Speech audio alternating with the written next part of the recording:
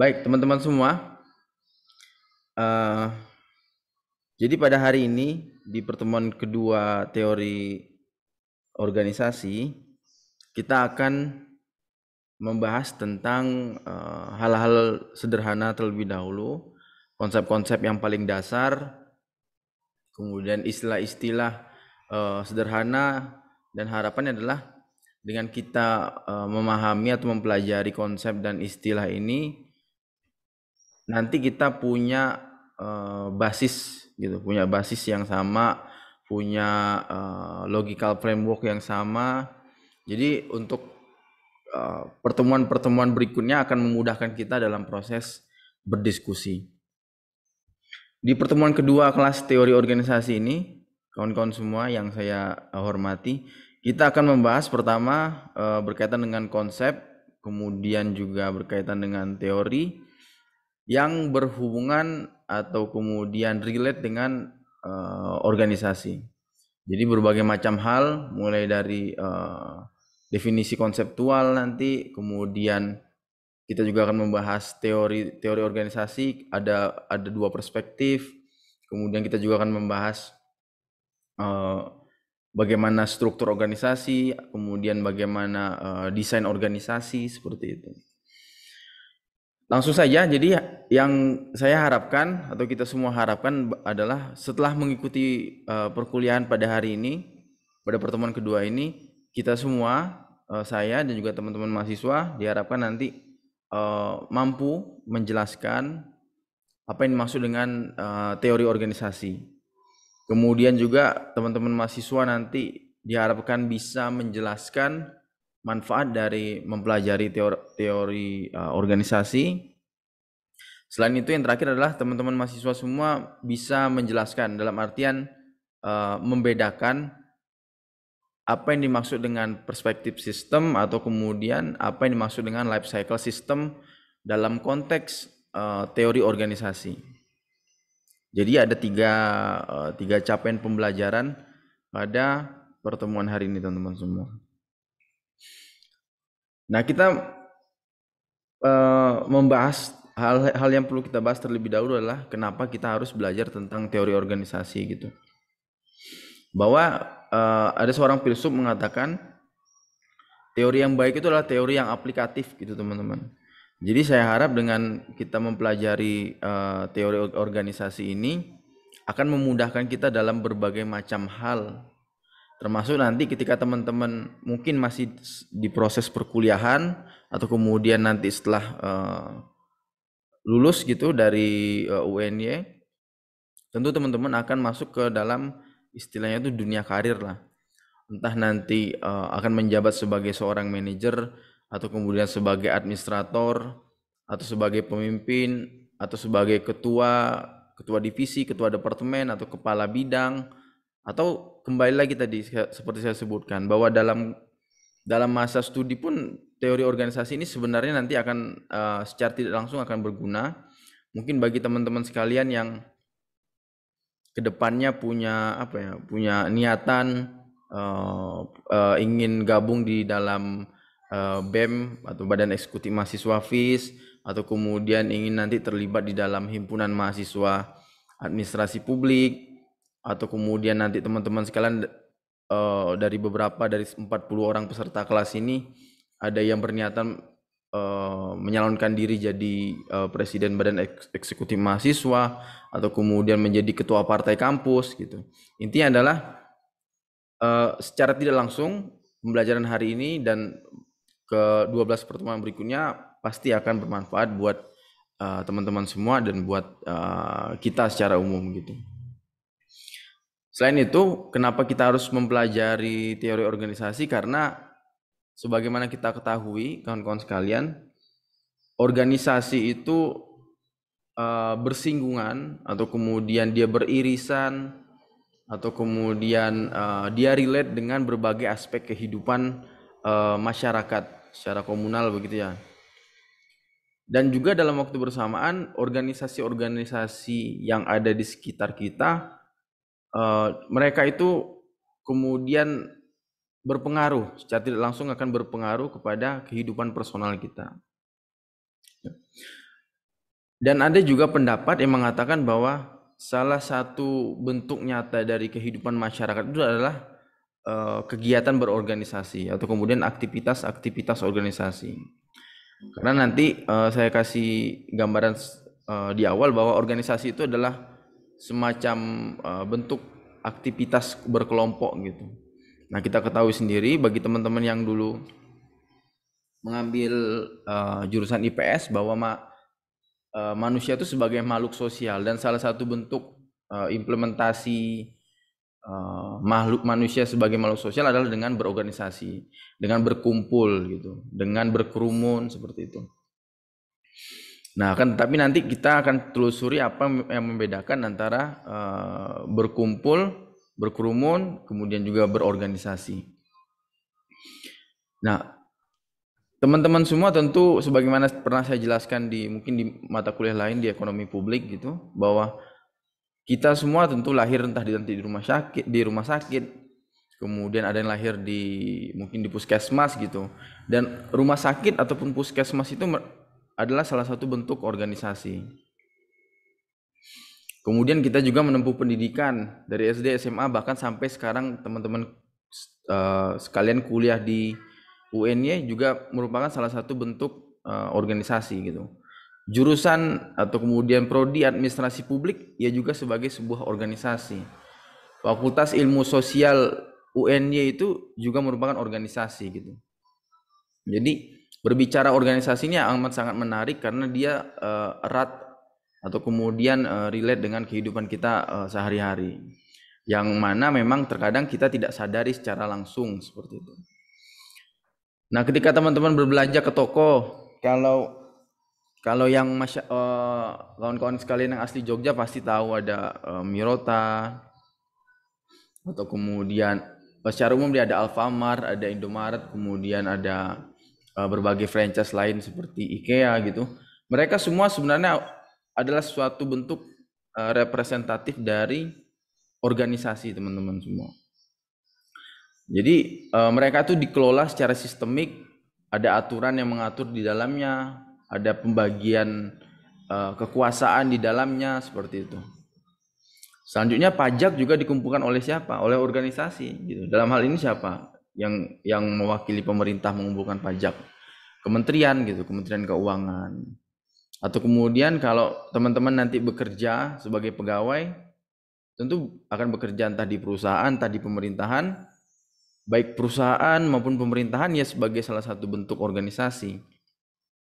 Atau teman-teman nanti yang punya niatan untuk mendirikan sendiri usahanya, berwirausaha seperti itu, untuk mencapai tujuan dalam artian mungkin teman-teman ingin maju usahanya, tentu teman-teman membutuhkan partner atau kemudian membutuhkan pegawai-pegawai. Dan mekanisme kawan-kawan semua memanage atau kemudian melakukan tata kelola pegawai-pegawai, staf-staf tadi merupakan salah satu bentuk atau nilai dari organisasi itu sendiri. Dan ada berbagai macam contoh-contoh lainnya yang mungkin teman-teman sendiri bisa bayangkan lah bagaimana begitu dekatnya organisasi, konsep organisasi dengan kehidupan sehari-hari kita. Ini saya coba refleksikan teman-teman semua bahwa organisasi itu lahir kemudian berkembang. Amazon, saya yakin kawan-kawan semua di sini paham atau paling tidak tahu dengan Amazon, salah satu retail dalam artian situs perbelanjaan yang cukup cukup terkenal di dunia, bahkan nomor 1 di Amerika Serikat gitu. Amazon sendiri dulu dia didirikan oleh hanya sekelompok orang gitu teman-teman. Dan kalau diperhatikan di gambar sini yang saya kutip dari Google, mereka mulai beroperasi dari sebuah tempat kecil, dari sebuah rumah kecil gitu. Intinya apa? Intinya Amazon lahir dari hanya segelintir atau beberapa orang. Kemudian ada proses atau istilahnya itu transformasi, di mana kegiatan-kegiatan atau kemudian sifat-sifat dan nilai-nilai dalam keorganisasian itu mulai berkembang secara tidak langsung dan secara tidak langsung dan juga disadari oleh pendiri Amazon, Jeff Bezos di sini. Dia mulai merekrut orang-orang. Kemudian dia mulai membuat berbagai macam divisi-divisi.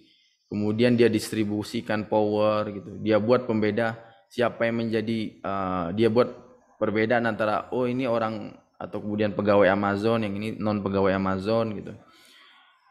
Intinya yang ingin saya sampaikan adalah bahwa butuh waktu bagi sebuah atau sekelompok orang dalam mendirikan organisasi, teman-teman semua.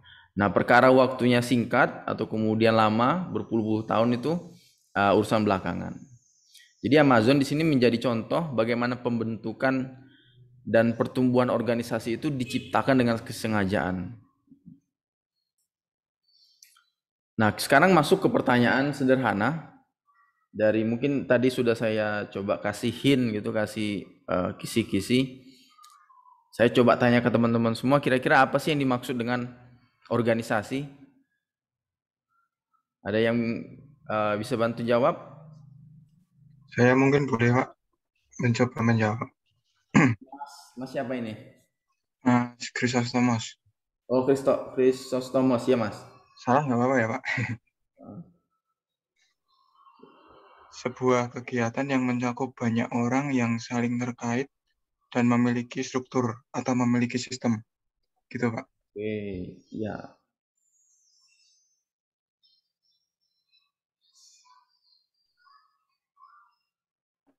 Makasih Mas Kristos. Yang lain? Saya Pak, boleh Pak. Iya nih Mas Awab nih. Kalau menurut pandangan saya, menurut pribadi saya, organisasi adalah suatu perkumpulan antara satu atau dua orang yang mana di dalam perkumpulan tersebut memiliki tujuan dan gagasan yang ingin dicapai secara bersama-sama. Oke. Ya, makasih Mas Awab. Terakhir dari perempuan, ada nggak perempuan? Coba.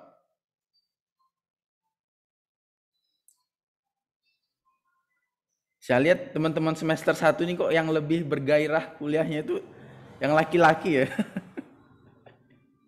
Gimana nih? Yang perempuan coba. Ada nggak? Jadi volunteer? Saya Pak.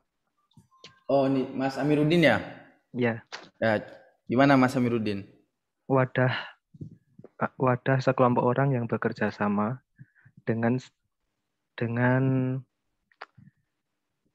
struktur untuk mencapai tujuan tertentu. Oke, terima kasih Mas Amiruddin, Mas Kristos dan juga Mas Awab. Jadi dari beberapa penjelasan kawan-kawan tadi dapat kita simpulkan bahwa organisasi itu berhubungan dengan, pertama tentu ada banyak orang, bisa nanti sifatnya perkumpulan atau kemudian kelompok tadi, dan yang paling jelas adalah mereka itu saling terkait antara satu dengan yang lainnya, kemudian memiliki tujuan seperti yang dijelaskan oleh Mas Awab, dan memiliki struktur gitu. Jadi pembagian tugasnya jelas gitu. Ini kita coba masuk ke slide lagi, kembali ke laptop, bahwa organisasi adalah sekumpulan individu yang saling berhubung dan terkoordinasi dengan batasan-batasan yang jelas gitu. Dibuktikan dengan tugas atau kemudian fungsi yang bertujuan untuk mencapai suatu tujuan atau kemudian sekumpulan tujuan yang sebagaimana dijelaskan oleh kawan-kawan tadi sebelumnya. Nah, coba kita breakdown satu persatu apa yang dimaksud dengan sekumpulan individu.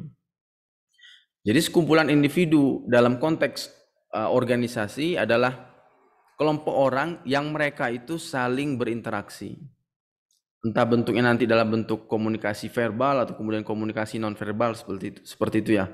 Tapi pada intinya adalah mereka saling berkomunikasi, berinteraksi, berkoordinasi antara satu dengan yang lainnya.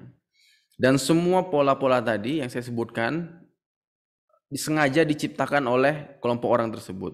Jadi mereka secara sukarela, secara sadar melakukan yang namanya proses komunikasi dan juga koordinasi. Hal-hal tersebut dilakukan bertujuan untuk pertama memastikan bahwa jalannya organisasi itu tetap seimbang, tetap harmonis, tetap sesuai dengan koridor, tetap pada relnya gitu. Dan untuk meminimalisir gesekan-gesekan, sehingga Sehingga tujuan yang sebelumnya sudah disepakati bersama oleh sekelompok orang ini dapat tercapai gitu. Karena Karena pada umumnya ketika tidak ada komunikasi dalam sebuah kelompok, dalam satu kelompok, maka tidak akan ada yang namanya transfer informasi antara satu dengan yang lainnya. Sehingga mungkin kita tidak akan tahu apa yang dimaui oleh orang tersebut. Kemudian juga kita tidak tahu apa yang bisa kita lakukan untuk orang tersebut. Atau kemudian ketika kita merasa kesulitan untuk mengerjakan sesuatu karena kita enggan berkomunikasi, makanya task atau kemudian tanggung jawab tersebut tidak bisa terselesaikan dengan baik. Akibatnya tujuan organisasi tidak tercapai atau bahkan terpending seperti itu. Nah, kemudian breakdown yang kedua, konsep bahwa orang-orang tadi mereka itu saling berhubungan, ada proses administrasi. Jadi ada proses tata kelola gitu. Ketika dikatakan ada proses tata kelola, ada proses administrasi, maka unsur yang paling jelas adalah ada yang mengelola, kemudian ada yang dikelola gitu. Bahasa sederhananya adalah jelas ada bos, kemudian ada staff, atau kemudian ada ketua, kemudian ada anggota seperti itu.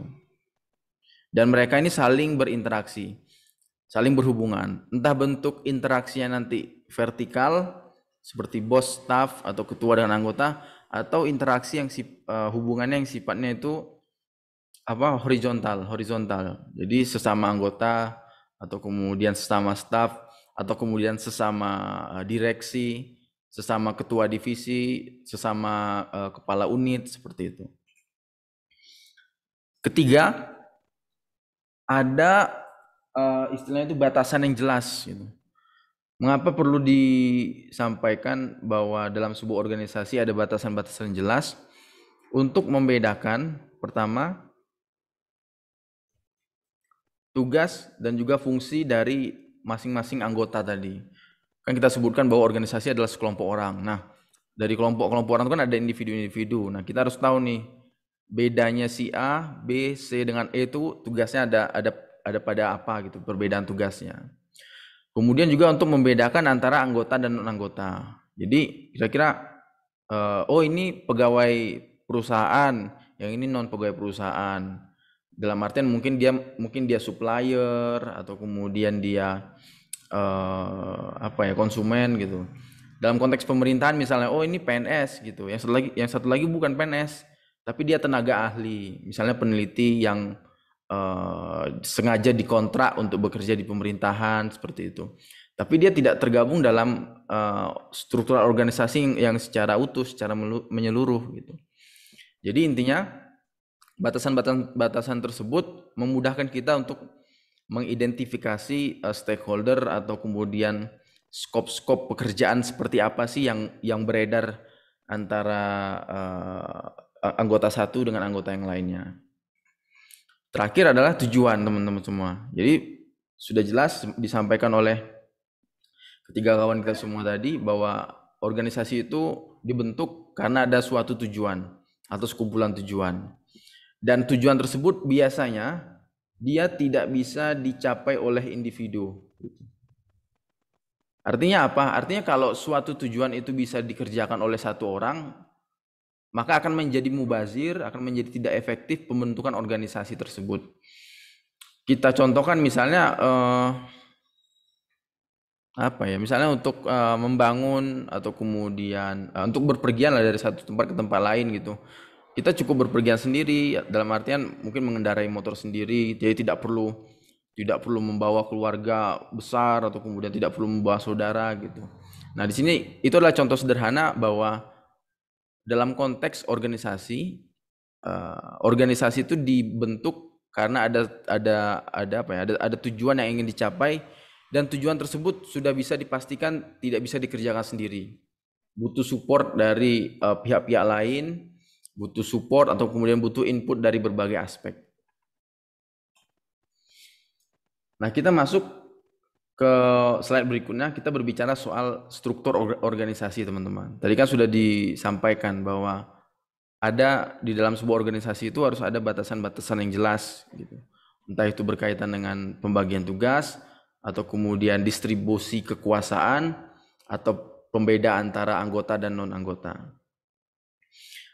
Kalau dicontohkan dalam slide ini, saya istilahkan atau kemudian saya contohkan misalnya antara ada struktur lah, tingkatan hierarki pemimpin dan juga bawahan. Contohnya ada presiden, kemudian ada menteri, kemudian ada staf kementerian gitu. Dalam konteks ini apa ya? Dia bisa menjadi bawahan dalam suatu posisi, akan tetapi dia bisa berubah menjadi pemimpin dalam konteks atau posisi yang lain. Kita contoh menteri. Menteri adalah bawahannya presiden.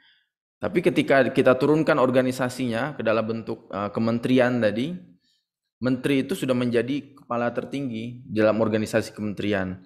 Tapi kalau dalam konteks organisasi bernegara gitu, pemerintahan yang lebih luas, menteri itu menjadi bawahannya presiden.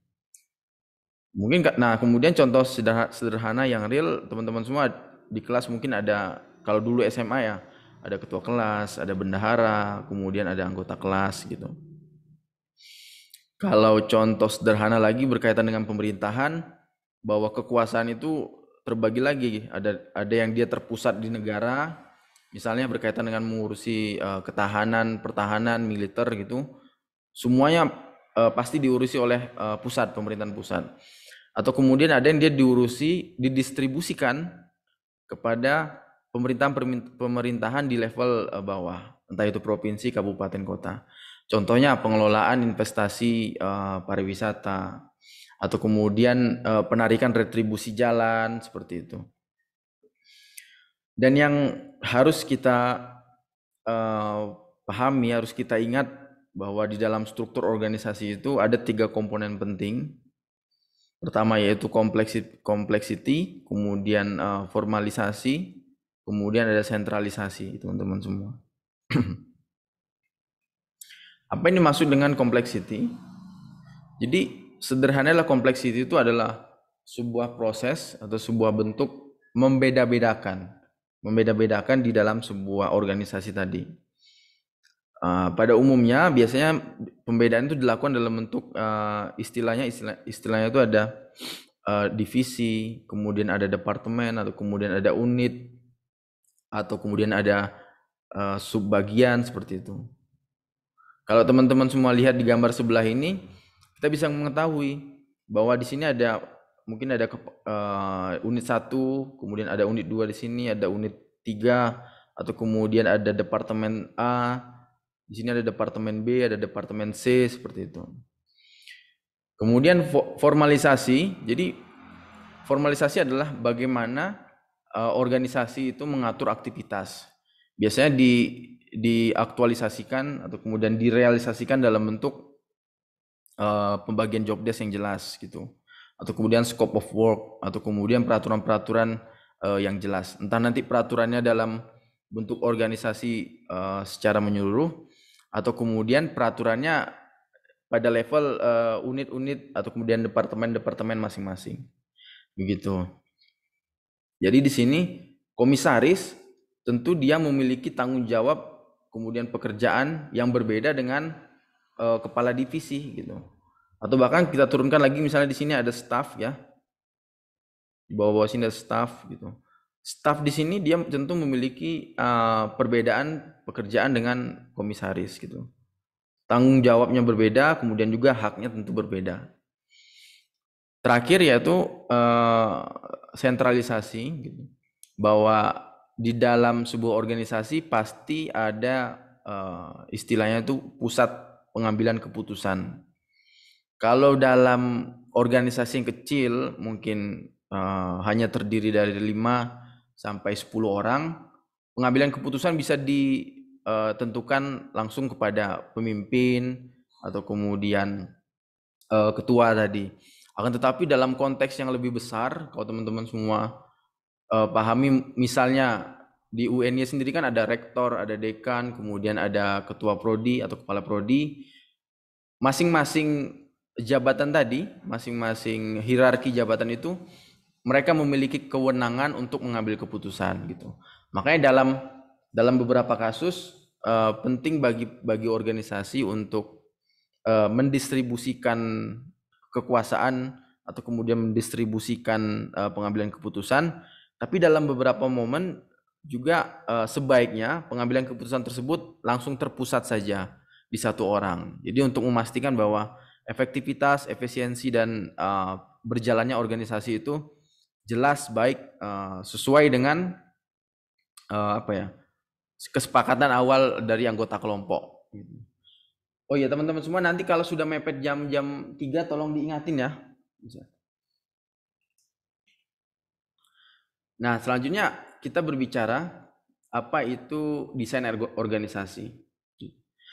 Jadi desain organisasi bisa diistilahkan seperti apa ya? Seperti konstruksi kalau saya tulis di sini. Atau kemudian bentuk dari organisasi itu sendiri. Tapi konstruksi kita tidak diartikan harfiah seperti bangunan gitu ya. Ada konstruksi, ada rangka-rangka. Akan tetapi konstruksi yang dimaksud dalam sebuah organisasi adalah ketersediaan atau kemudian keberadaan daripada ada blueprint atau kemudian ada aturan dasar, aturan rumah tangga. Kalau kita contohkan di Indonesia misalnya ada undang-undang. Kalau zaman dulu tahun 1993 sampai tahun 1998 ada yang namanya GBHN. Jadi GBHN itu garis besar haluan negara, bagaimana negara dalam hal ini pemerintah bekerja gitulah. Semuanya diatur di dalam GBHN. Atau bahkan di level terkecil sendiri, kelompok-kelompok pramuka mereka memiliki anggaran dasar dan juga anggaran rumah tangga. Nah, apa yang membedakan antara desain organisasi dan struktur organisasi? Secara sederhana bisa teman-teman lihat pada gambar berikut ini. Jadi desain itu dia lebih tinggi dari struktur organisasi. Jadi kalau desain itu kita berbicara soal organisasi secara makro gitu, secara keseluruhan. Entah itu nanti strukturnya sendiri, jadi kita berbicara soal struktur juga di dalam desain. Kemudian di dalam desain organisasi kita juga berbicara soal personalia, individu-individu, seperti itu. Tapi kalau di struktur organisasi kita hanya berbicara soal bagaimana pembagian tugas atau kemudian bagaimana distribusi kekuasaan dan power di dalam organisasi tersebut.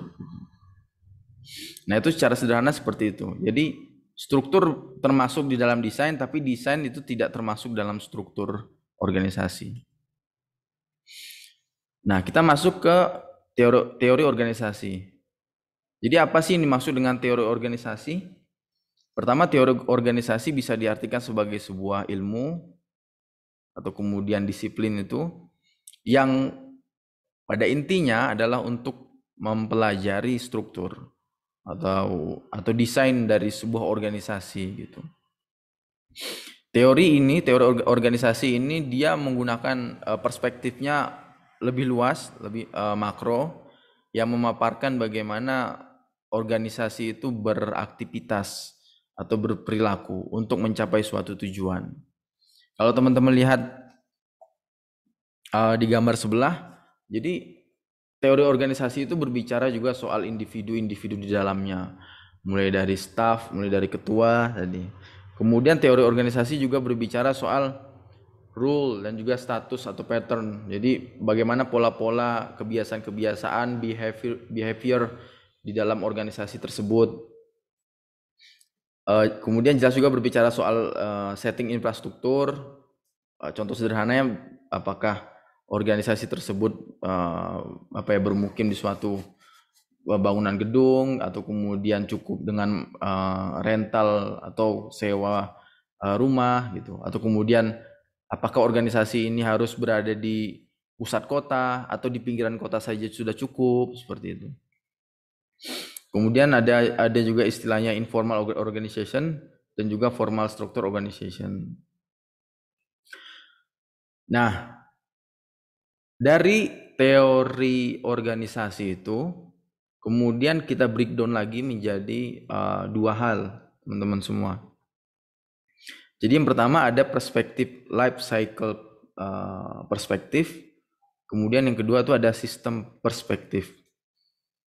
Mungkin sekilas teman-teman semua bisa mengira-ngira lah mau ke arah mana penjelasan saya berkaitan dengan life cycle perspektif dan juga sistem perspektif.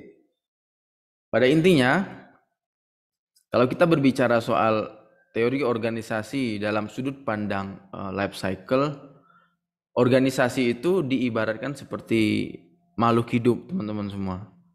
Organisasi itu mengalami fase sederhananya fase lahir, kemudian tumbuh atau kemudian melakukan pengembangan dan juga mati gitu.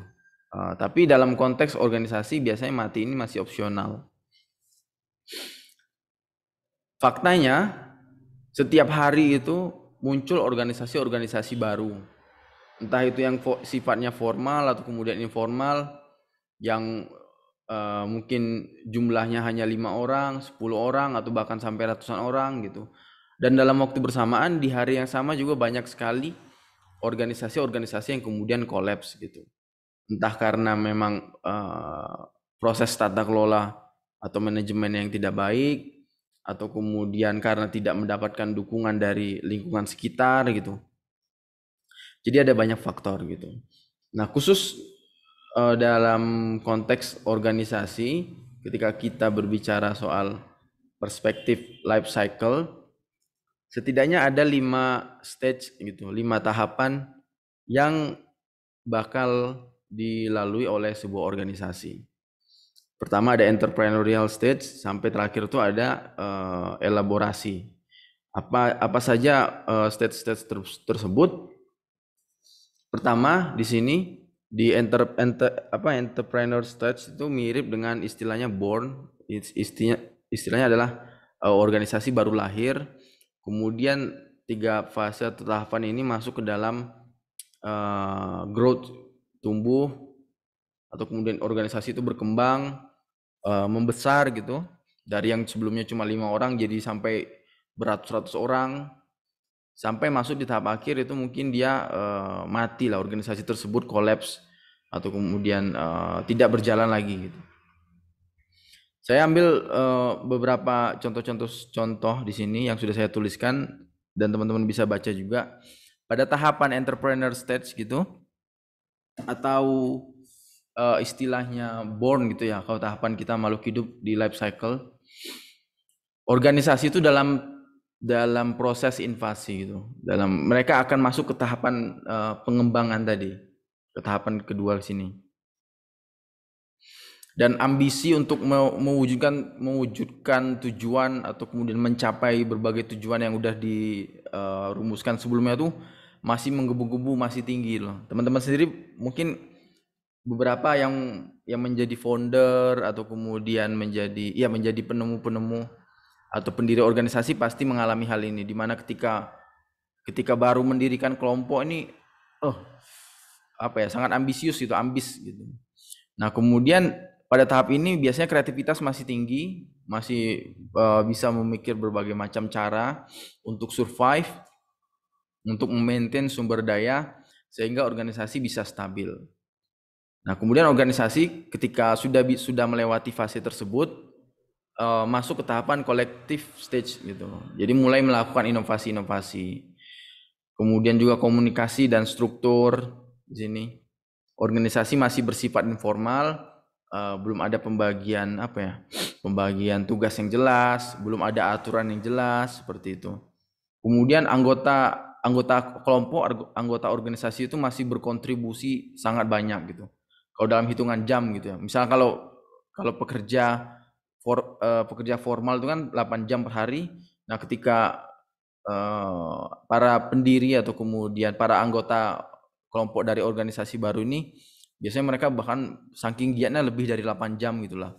Saking getolnya, saking ambisiusnya untuk gimana caranya supaya organisasi ini bisa bertahan, bisa survive. Dan tentu pada tahap ini masih apa ya, komitmennya masih tinggi. Nah, kemudian kita masuk ke tahap yang ketiga, yaitu formalisasi. Jadi semua atau segala sesuatunya itu sudah mulai diatur. Ada aturan-aturan baku, sudah ada hitam di atas putih, sudah ada kebijakan. Di sini sudah ada tata kelola, sudah ada aturan dan mulai diterapkan. Dan biasanya mulai ada proses pembagian peran gitu. Jadi ada ketua, ada anggota. Kemudian ada bos, ada pegawai gitu. Ada kepala divisi, ada anggota gitu. Dan pengambilan keputusan di sini masih konservatif. Dalam artian bahwa segala sesuatu yang menyangkut keputusan organisasi masih diambil oleh ketua tertinggi gitulah. Karena apa? Karena mungkin anggotanya baru 10 orang, baru 20 orang gitu. Kemudian divisi-divisinya juga masih sedikit atau unit-unitnya masih terbatas gitu. Dan terakhir di sini inovasi itu mulai hilang dari para pendiri anggota kelompok atau pendiri organisasi. Akan tetapi dalam waktu bersamaan mereka tetap mencoba untuk mempertahankan kestabilan dan juga efisiensi organisasi. Nah, salah satu bentuk upaya mempertahankan tadi adalah dengan membuat aturan-aturan yang jelas itu. Kemudian kita masuk ke tahap yang keempat, yaitu tahap elaborasi. Jadi organisasi itu, misalnya perusahaan gitu ya, mereka mulai melakukan diversifikasi produk atau kemudian diversifikasi layanan. Contohnya teman-teman sendiri tahu dulu Gojek yang dia fokus di fasilitas apa ya, transportasi saja, sekarang sudah merambah ke berbagai macam produk-produk bisnis. Bahkan kalau teman-teman semua tahu, beberapa e-sport pun sudah didukung oleh Gojek gitu melalui anak perusahaan GoPay. Intinya adalah mereka terus melakukan atau kemudian mencari cara, mencari celah, mencari kesempatan atau mencari peluang-peluang pasar baru yang bisa disisipi gitu, yang bisa dimasuki. Untuk apa? Untuk tetap mempertahankan bahwa organisasi ini bisa survive, bisa berjalan dalam jangka waktu yang lama. Seperti itu. Dan pada tahapan ini biasanya keputusan-keputusan itu tidak lagi diambil satu pihak oleh satu orang, akan tetapi sudah mulai terdistribusi, tersebarkan.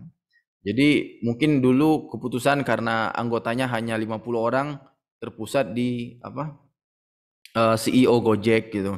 Akan tetapi karena sudah ada banyak anak perusahaan dari Gojek, ada GoPay, kemudian ada mungkin teman-teman tahu Moka gitu.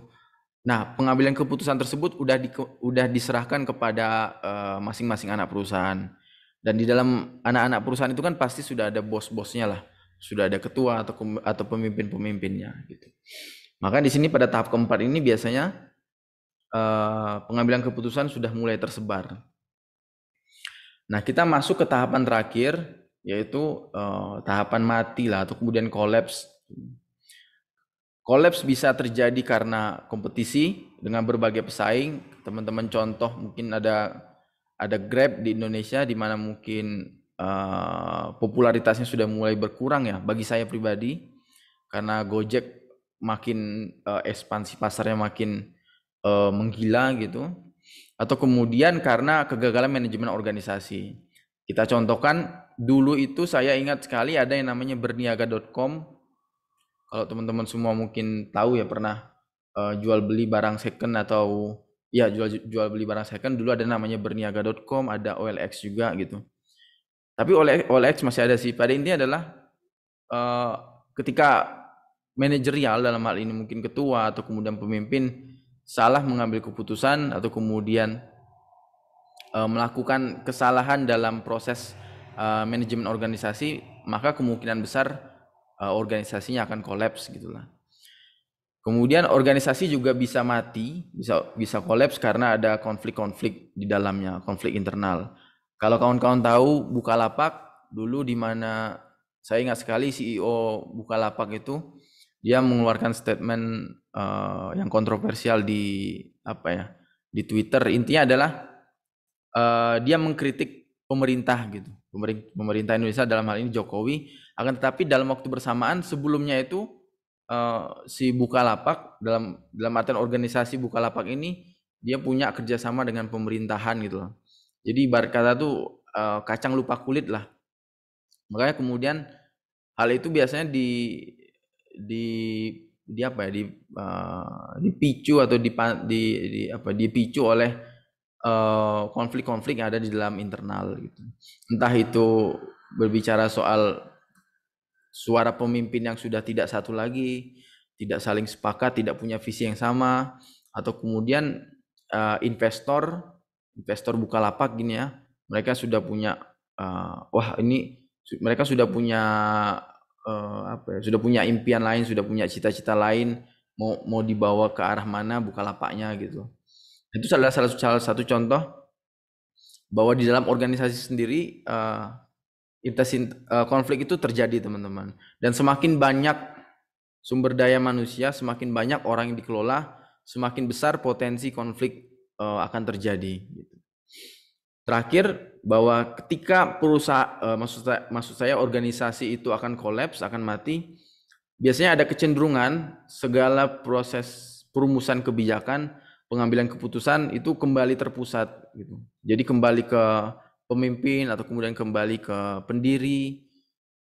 Intinya adalah untuk memastikan bahwa gimana caranya menyelamatkan perusahaan organisasi ini supaya dia tidak kolaps gitu. Dan juga untuk meminimalisir berbagai kepentingan tadi. Kalau kekuasaan atau power didistribusikan kan ada banyak sekali kepentingan di dalamnya gitu. Dengan kekuasaan dan power itu ditarik kembali ke atas, ke pendiri atau kemudian pemimpin paling tinggi, maka tidak ada lagi kepentingan yang berbeda-beda gitu. Apakah organisasi harus melampaui kelima tahapan tersebut? Enggak juga, enggak harus gitu.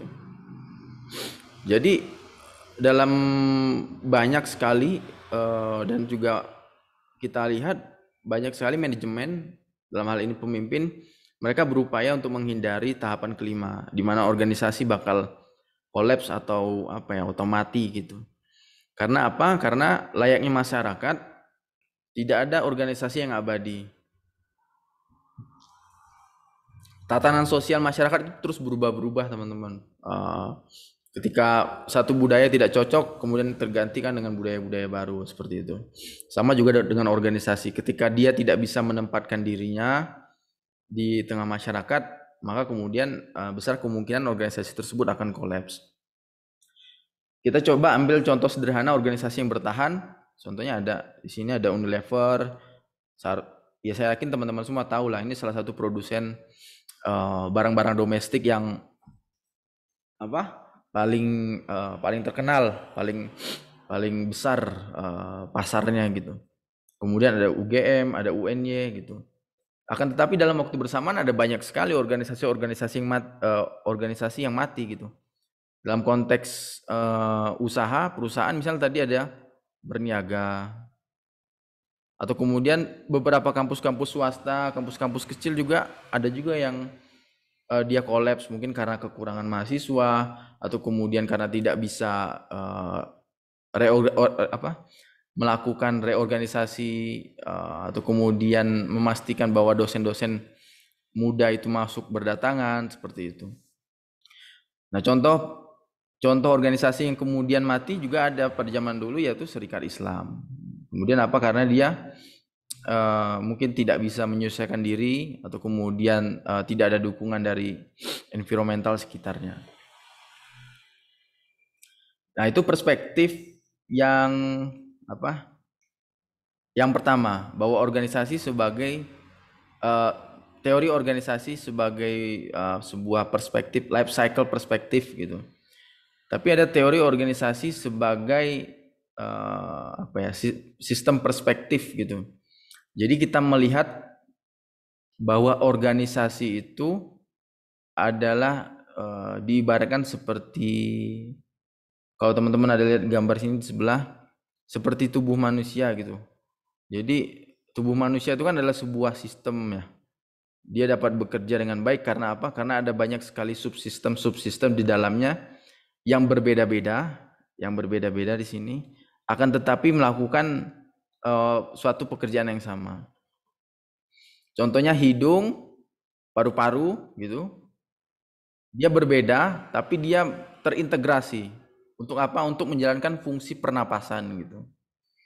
Atau kemudian mulut dan juga perut, di dalam perut nanti ada usus macam-macam itu tadi, organ-organ. Mereka ini berbeda tapi kemudian terintegrasi. Punya jelas gitu, pola kerja sama, pattern kerjasamanya jelas gitu. Makanya kemudian ketika ada kegagalan di salah satu subsistem gitu, misalnya mulut kita syariawan sakit gitu, maka nafsu makan akan berkurang. Dan perut di sini sebagai bagian dari subsistem pencernaan tadi, kemudian akan mengalami gangguan lah, entah nanti sakit, entah nanti asam lambung atau berbagai istilah-istilah penyakit lainnya. Akan tetapi yang ingin saya sampaikan adalah bahwa organisasi itu dapat dikatakan sebagai sebuah sistem yang di dalamnya itu ada subsistem-subsistem yang saling berinteraksi dan saling bergantung sehingga menjadi suatu kesatuan yang utuh. Kita contohkan teman-teman semua, kita kembali ke contoh real UNY gitu. UNY sebagai sebuah universitas gitu ya. Di dalam UNY sendiri terdapat berbagai macam subsistem. Ada apa aja subsistemnya? Ada pertama Fakultas Ilmu Sosial, atau kedua Fakultas Ilmu keolahragaan, atau kemudian Fakultas Ilmu Pendidikan FIP. Dan di dalam Fakultas Ilmu Sosial, tadi kan ilmu sosial, kalau dalam konteks UNY, Fakultas Ilmu Sosial ini dianggap sebagai sebuah subsistem. Tapi kemudian Fakultas Ilmu Sosial dia bisa berubah menjadi sistem. Karena apa? Karena di dalamnya dia mengurusi berbagai macam subsistem. Ada apa aja? Ada jurusan ilmu pengetahuan sosial. Kemudian ada jurusan administrasi publik. Ada jurusan komunikasi gitu. Nah, di sini jurusan-jurusan ini mereka adalah subsistem bagi Fakultas Ilmu Sosial Politik gitu. Dan Fakultas Ilmu Sosial Politik adalah subsistem bagi sebuah sistem lainnya, yaitu Universitas Negeri Yogyakarta. Nah, kemudian kita berbicara lebih lanjut berkaitan dengan organisasi sebagai sebuah subsistem, sebagaimana yang sudah saya sampaikan di awal tadi, bahwa organisasi juga merupakan subsistem bagi sebuah sistem yang lebih besar. Itu dalam kita contohkan di Indonesia gitu ya, kan kita tahu bahwa ada yang namanya sistem pendidikan lah, sistem pendidikan Indonesia. Nah, sistem pendidikan Indonesia itu terpusat di Kementerian Pendidikan misalnya gitu. Akan tetapi di bawah Kementerian Pendidikan itu ada banyak sekali subsistem, mulai dari universitas, atau kemudian mulai dari sekolah menengah atas, atau kemudian mulai dari sekolah dasar gitu. Ada berbagai macam yang mereka itu saling berkait antara satu dengan yang lainnya. Maka di sini saya contohkan kembali, ada gear di mana subsistem ini kemudian dia bergerak mempengaruhi sistem. Nah, sistem ini kemudian dia bergerak mempengaruhi suprasistem, yaitu sistem yang lebih besar gitu. Kalau kita contohkan tadi bahwa jurusan administrasi publik, jurusan ilmu pengetahuan sosial, jurusan komunikasi itu dianggap sebagai subsistem. Mereka bekerja dengan cara mereka masing-masing. Untuk apa? Untuk mencapai tujuan yang sudah dirumuskan oleh sebuah sistem yang lebih besar, yaitu Fakultas Ilmu Sosial. Nah, gitu. Oh, ternyata ada fakultas-fakultas lain, ada sistem-sistem lain selain Fakultas Ilmu Sosial. Ternyata ada Fakultas Ilmu keolahragaan tadi, kemudian ada Fakultas Ilmu Politik. Nah, mereka bekerja dengan cara yang masing-masing, dan dalam waktu bersamaan juga terkadang mungkin saling berkait untuk mencapai tujuan yang lebih besar lagi. Tujuan apa? Tujuan si UNY ini tadi. Itulah contoh sederhana bagaimana organisasi itu dia menjadi bagian dari organisasi lain gitu. Nah, sebelum kita pindah slide, teman-teman semua, bahwa ada dua tipe organisasi. Pertama itu organisasi yang open system, atau kemudian yang dia closed system.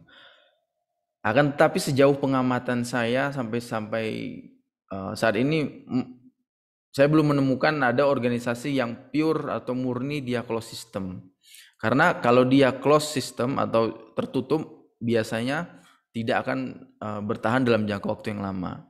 Jadi mayoritas pada umumnya organisasi itu mereka menganut sistem terbuka lah gitu. Bagaimana, apa yang dimaksud dengan sistem terbuka? Intinya adalah gini, kita anggap sebagai lingkaran ini sebagai sebuah organisasi tadi, sebagai sebuah sistem ya. Nah, ketika organisasi menganut open system, maka dia terbuka dengan berbagai input di sini. Nah, input ini datang dari lingkungan yang ada di sekitar organisasi. Apa saja yang dimaksud dengan lingkungan yang ada di sekitar organisasi? Ada pertama mulai dari sektor ekonomi, kemudian ada berbicara juga soal teknologi, kemudian infrastruktur, kemudian hukum, kemudian kita juga berbicara soal input politik, seperti itu. Kalau teman-teman semua lihat, memang terlihat sederhana ya, hanya ada input, transformasi atau kemudian proses, dan kemudian output. Tapi kalau kita masuk ke slide berikutnya, bahwa open system itu sangatlah kompleks gitu. Saya contohkan di sini. Teman-teman semua bisa melihat, kita ambil contoh misalnya ada sebuah perusahaan gitu ya. Perusahaan mungkin jual beli ya, Unilever. Dia menjual berbagai macam produk-produk. Intinya dia menjual berbagai macam produk. Nah, tapi sebelum dia menciptakan produk itu, dia membutuhkan istilahnya di sini input. Input ini kan ada dari ekosistem sekitar organisasi ya. Dari masyarakat, dari perusahaan lain, dari pemerintah begitu. Makanya kalau organisasi yang dia menganut closed system yang tertutup, biasanya tidak akan bisa bertahan dalam jangka waktu yang lama gitu. Karena mau bagaimanapun organisasi ini saling bergantung antara satu dengan yang lainnya. Nah, kita kembali ke contoh bahwa Unilever kemudian sebelum dia mampu untuk memproduksi sebuah barang, dia membutuhkan input. Entah itu nanti bentuknya raw material, itu bahan baku, atau kemudian tenaga kerja yang tenaga kerja ini berasal dari masyarakat gitu ya. Atau kemudian modal. Modal ini bisa suntikan dari pemerintah, bisa bantuan dari perusahaan induk, atau berbagai macam istilah lainnya, yang pada intinya adalah perusahaan pasti sebelum melakukan atau kemudian mencapai tujuannya, mereka membutuhkan input, membutuhkan masukan gitu. Kemudian terjadilah dinamika atau proses di dalamnya. Contohnya misalnya nanti kita breakdown bahwa ada divisi research and development gitu ya. Divisi research and development, mereka kemudian berinovasi mengembangkan produk terus menerus. Di dalam perusahaan yang sama di Unilever kemudian ada divisi marketing gitu. Mereka kemudian memikirkan cara gimana caranya agar produk ini laku, dicintai di masyarakat. Kemudian ada juga divisi mungkin divisi produk ya istilahnya kita pakai. Jadi di mana divisi ini bekerja untuk merealisasikan merealisasikan research atau rencana-rencana produk yang sudah didesain, yang sudah dikembangkan tadi gitu. Bayangkan teman-teman, ketika salah satu divisi sebagai subsistem di sini ya, salah satu subsistem itu dia tidak bekerja dengan maksimal. Bayangkan divisi marketing mati atau kemudian tidak ada, atau kemudian tidak bekerja dengan efisien, maka tujuan Unilever untuk menjual barang yang dalam jumlah kuantitas banyak itu tidak akan tercapai gitu. Karena apa? Karena bagaimana cara masyarakat bisa tahu Unilever adalah produsen barang-barang domestik kalau tidak didasari atau kemudian tidak didasari atas kinerja atau capaian dari divisi marketing. Nah, itu contoh sederhananya. Sehingga kemudian setelah masing-masing divisi ini bekerja sama, saling berkait antara satu dengan yang lainnya, jadilah sebuah produk gitu, teman-teman, di sini. Tapi dalam beberapa konteks organisasi-organisasi lain juga ada yang dia tidak menciptakan produk, tapi dia menciptakan layanan. Contohnya apa? Contohnya notaris, penjabat pembuat akte tanah, atau kemudian kelompok hukum pengacara, kelompok-kelompok itu. Mereka kan tidak menjual produk, tapi mereka menjual jasa gitu. Nah, langkah-langkah atau kemudian pattern sampai mereka bisa menjual jasa tadi sama dengan yang dialami oleh Unilever, bahwa ada berbagai macam divisi-divisi di dalamnya. Ada sekretaris, kemudian ada divisi intelektual yang mempelajari tentang kasus-kasus seperti itu. Nah, kemudian kita masuk tadi di fase di mana perusahaan menelurkan atau kemudian melahirkan produk tersebut dibelilah oleh konsumen gitu. Dan jadi yang namanya uang. Nah, oleh Unilever, uang tersebut kemudian sebagian ada yang masuk ke pemerintah. Kalau di sini dalam konteks consumer advokasi, tapi saya contohkan dalam konteks pembayaran pajak gitulah. Jadi Unilever membayar pajak ke pemerintah gitu. Dari uang apa? Dari uang penjualan barang tadi. Nah, dari uang yang sama Unilever juga kemudian mungkin menyimpan sebagian dananya ke bank gitu. Sebagian uang lagi digunakan untuk apa? Untuk membayar gaji, membayar biaya sewa gitu. Dan terakhir sebagian uang juga mungkin digunakan untuk membayar supplier, untuk memastikan bahwa supplier ini tetap bisa mengirimkan raw material atau raw produk. Jangan sampai ketika Unilever tidak membayar si supplier, kemudian supplier mogok kerja, maka akan terjadi kegagalan sistem di sini.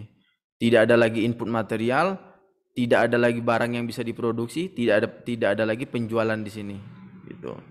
Sama halnya juga ketika Unilever dari hasil penjualan ternyata tidak cukup untuk membayar gaji nih. Akibatnya terjadi mogok kerja di sini gitu. Ketika terjadi mogok kerja, tidak ada lagi sumber daya manusia yang mengerjakan pekerjaan, yang memproduksi barang gitu. Akhirnya tidak ada lagi barang-barang yang diciptakan. Karena tidak ada barang yang diciptakan, tidak ada barang yang dijual. Nah, Unilever dalam jangka waktu lama mungkin bisa kolaps seperti itu.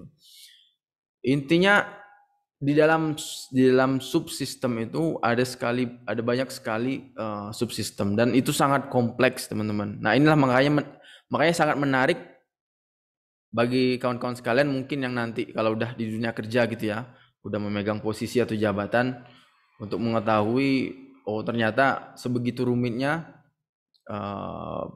aktivitas atau perilaku dari organisasi. Mungkin seperti itu dulu teman-teman semua berkaitan dengan